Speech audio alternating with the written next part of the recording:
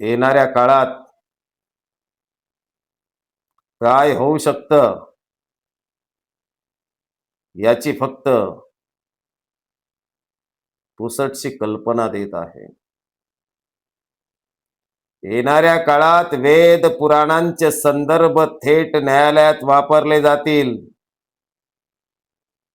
कुणाच्या जिभा तर कुणाचे अंगठे छाटले जातील.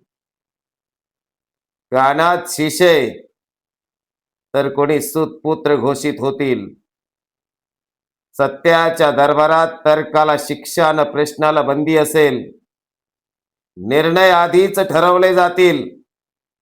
निर्णय देणारे न्यायाधीश प्रभू श्रीरामाचे अवतार घोषित होतील. चौका चौकात राजीव हाके मारले जातील. श्रद्धांजली पर भाषण आणि पुन्हा एकदा क्रांतीच्या वल्गना होतील.